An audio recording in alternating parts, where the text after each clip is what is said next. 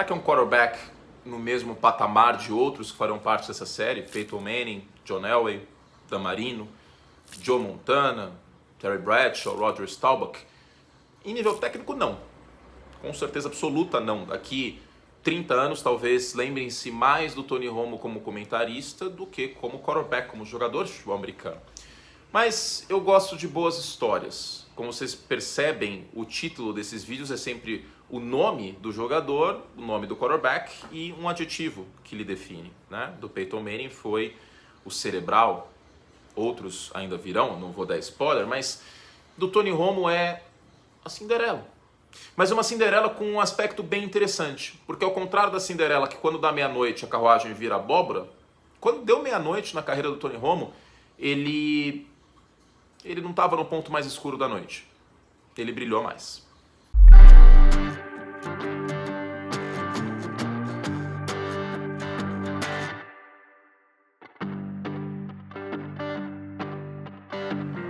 Nossa história começa no college, como muitas vezes a gente vai contar aqui nesses vídeos de quarterbacks. O Tony Romo não esteve na primeira divisão do college, jogou em Eastern Illinois, que recentemente a gente redescobriu por conta do Jimmy Garoppolo, que jogou lá também, foi escolha de segunda rodada no draft de 2014.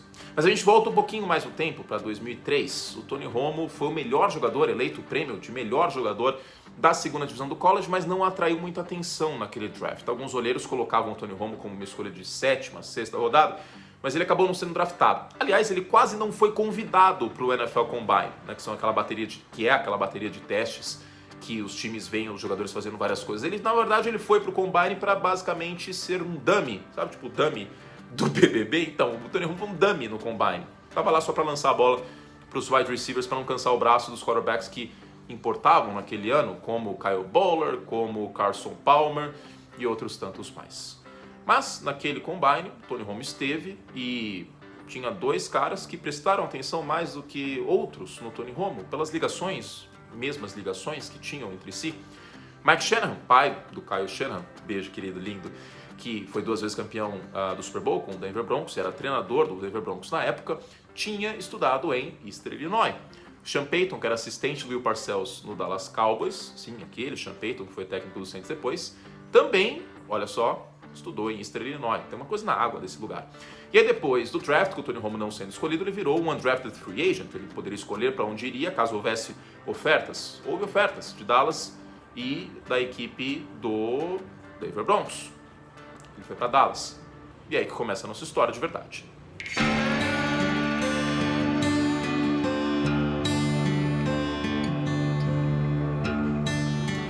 O Romo quase não foi quarterback titular do Dallas Cowboys, né? Acabou acontecendo porque o cara que estava na frente dele no plantel acabou sendo cortado por conta de alegação de abuso de substâncias, né, de antidoping, etc. E ele finalmente teve a oportunidade em 2006. Mas antes de ter a oportunidade, um cara com mais fama estava como titular do Dallas Cowboys, o Drew Bledsoe é esse cara. Sim, aquele Drew Bledsoe que em 2001 se machucou e o Brady assumiu a titularidade dos Patriots. Pois bem, em 2006 ele estava no Dallas Cowboys, cujo técnico era o Bill Parcells, tinha sido campeão do Super Bowl com os Giants, tinha ido longe com os Jets depois e nesse período também foi treinador do New England Patriots, onde ele trabalhou com o Drew Bledsoe e chegou no Super Bowl na temporada de 96, perderia para os Packers.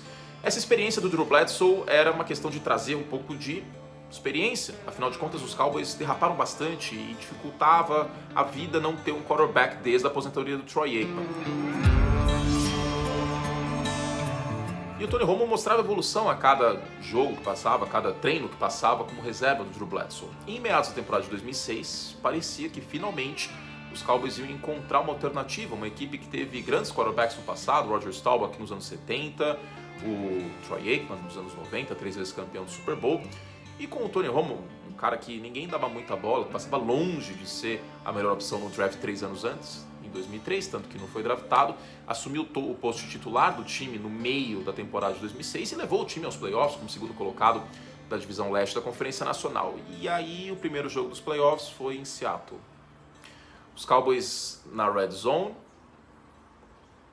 possibilidade de chutar o field goal e o Tony Romo era o quarterback titular, mas também era o holder daquele time. E aí é a primeira vez que o relógio bate meia-noite, porque é a primeira vez que a vida não entrega exatamente o que o torcedor dos Cowboys sonhava, o que o Tony Romo sonhava.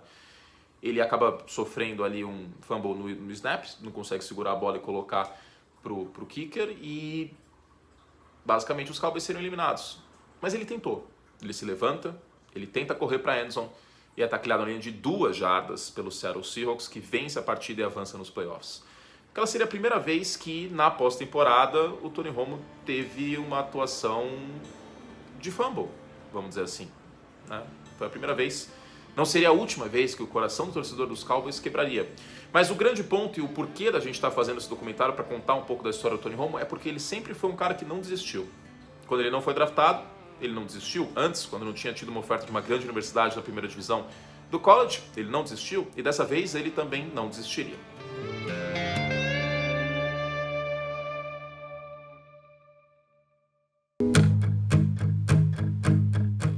Os Cowboys entrariam na temporada seguinte, de 2007, como uma força a ser reconhecida. Afinal de contas, tinham ido para os playoffs no ano anterior, o Tony Romo já era um titular estabelecido, e a equipe teve uma das melhores campanhas da Conferência Nacional. Folgou na primeira rodada, naquela temporada que foi mais falada pelo New England Patriots do que qualquer outra coisa. Que a gente fez, inclusive, um documentário aqui no canal sobre os Patriots de 2007. Mas tinha um ar naquele ano de que haveria um reencontro entre Patriots e Cowboys que se enfrentaram na temporada regular com vitórias de New England. Os Cowboys caminhavam para ser, de novo, um time que a gente veria no Super Bowl. Não havia ido ao Super Bowl desde o Super Bowl 30, em 1995. Mais do que isso, não tinha chegado numa final de conferência desde 1995. Mas aquele parecia ser o ano, né? O ataque estava engrenando, o Tony Romo estava virando cada vez um quarterback mais falado, nesse posto, né, nessa posição que talvez seja um dos empregos mais difíceis dos Estados Unidos, ser quarterback do Dallas Cowboys, as coisas iam dando certo. Só que tinha o New York Giants sem o Eli Manning no caminho.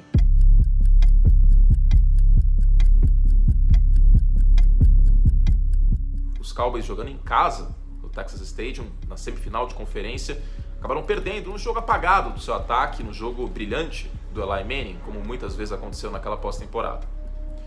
Mais uma vez a estrela se apagou, mais uma vez deu meia-noite. Mas isso não significou que o Tony Romo iria virar abóbora.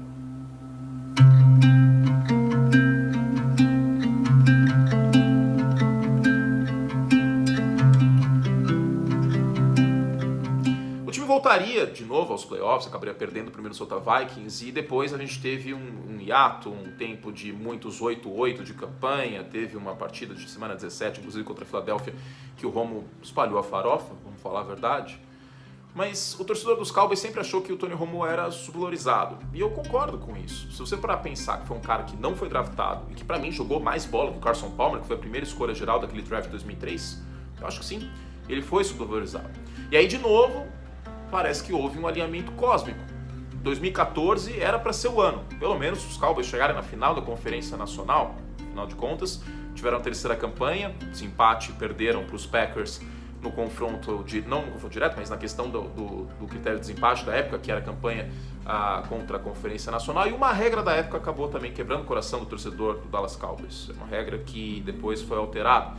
Mas, enfim, os Cowboys venceram o Detroit Lions com uma virada, né? Eles estavam atrás do placar 17-7 no intervalo. No segundo tempo, o Tony Romo conduziu uma virada contra Detroit. E na semifinal de conferência, que parecia ser o teto intransponível para os Cowboys naquela época, que ainda é esse teto intransponível, aliás, os Cowboys enfrentariam no Lambeau Field o Green Bay Packers. Tudo aquele ar de rivalidade, de jogos que a gente teve nos anos 60, de Tom Landry e Vince Lombardi, de Ice Bowl, de jogos que tem um ar especial. E aquele jogo acaba tendo um ar especial e um ar irônico.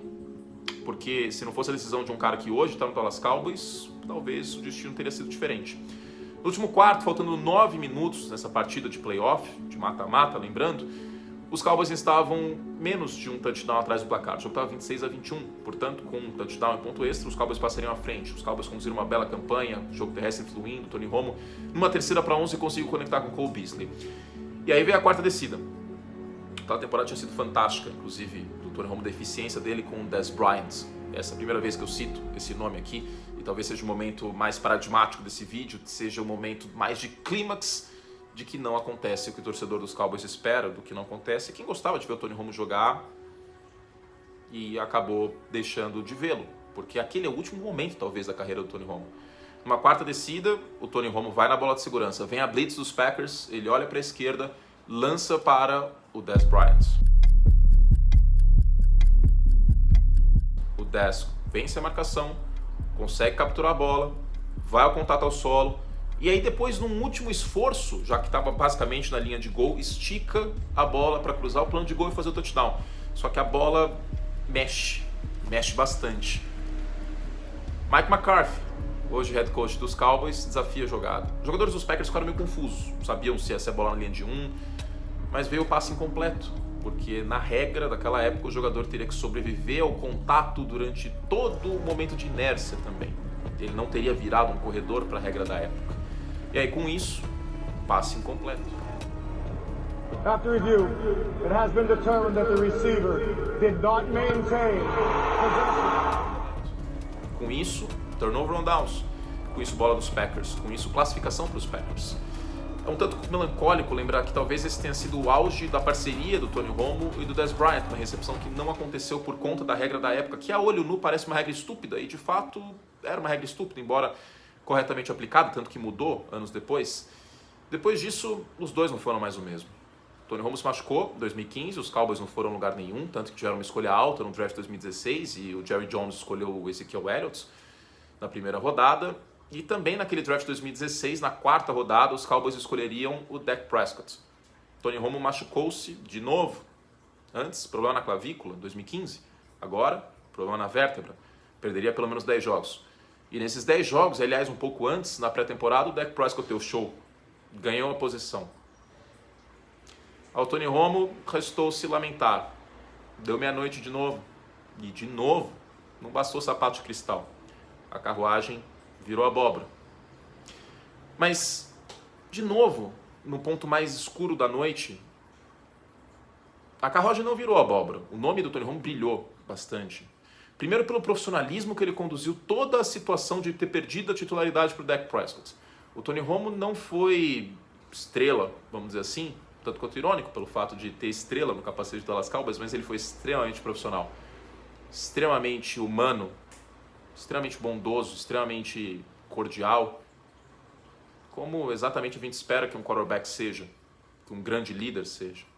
Ele acabou entrando na última parte daquela temporada regular, quando não tinha mais nada para resolver, e aquela foi a última vez que ele vestiu o uniforme do Dallas Cowboys, mas novamente, aquele não foi o último momento que a gente viu o Tony Romo.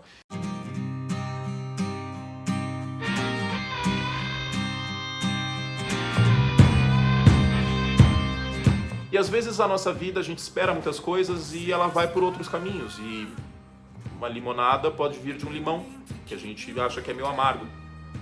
Naquele momento, a aposentadoria do Tony Romo abriu porta para algo fantástico, para ele ter virado comentarista da CBS nos Estados Unidos, posto no qual ele ainda está. E ele demonstra o mesmo, não só conhecimento tático de tentar prever as jogadas e conseguir na maior parte das vezes, mas o amor ao jogo. Pra gente que ama futebol americano, ouvir a voz do Tony Romo quando ele comenta as jogadas, quando ele comenta os jogos, inclusive, se o Tony Romo estiver numa transmissão, não me ouça, coloca no zap. Você consegue sentir o amor pelo jogo na voz dele, e é uma coisa que inspira muito. Não necessariamente ele foi o maior quarterback da história, não necessariamente ele vai pro Hall da Fama, talvez não vá, afinal de contas sequer foi uma final de conferência, mas é um dos melhores quarterbacks dessa última década. Rating muito alto, uma precisão muito boa de curta e média distância, é um cara que ficava no pocket até o último instante, é um quarterback que faltou as estrelas se alinharem, ou uma única estrela do capacete dos Cowboys se alinhar para que as coisas dessem certo, em meio a problema de fumble no field goal, que ele não deveria estar ali, não deveria ser o holder, aliás, diga-se, ele já era o quarterback titular, a função deveria ser de outra pessoa, em meio a um New York Giants inspirado e que mereceu aquele título de 2007, em meio a lesões, muitas lesões, em meio a uma regra que era estúpida. A gente não sabe, inclusive, se o Aaron Rodgers voltaria depois e ganharia o jogo, mas enfim, isso fica para a história.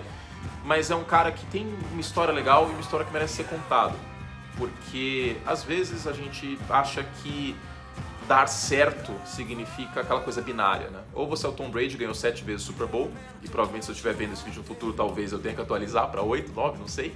Ou você é um lixo, ou você não importa, ou você não basta. E isso vale para muitas coisas na vida, mas não é assim. O fato do Tony Romo nunca ter baixado a cabeça, o fato de quando deu meia-noite ele sempre brilhou mais, o fato dele ter sido extremamente profissional quando perdeu a titularidade, o fato dele inspirar pessoas e o fato dele mostrar o amor pelo futebol americano, da mesma forma que ele mostrou em todos os momentos de adversidade, Isso faz com que ele tenha dado muito certo e que ele continue dando.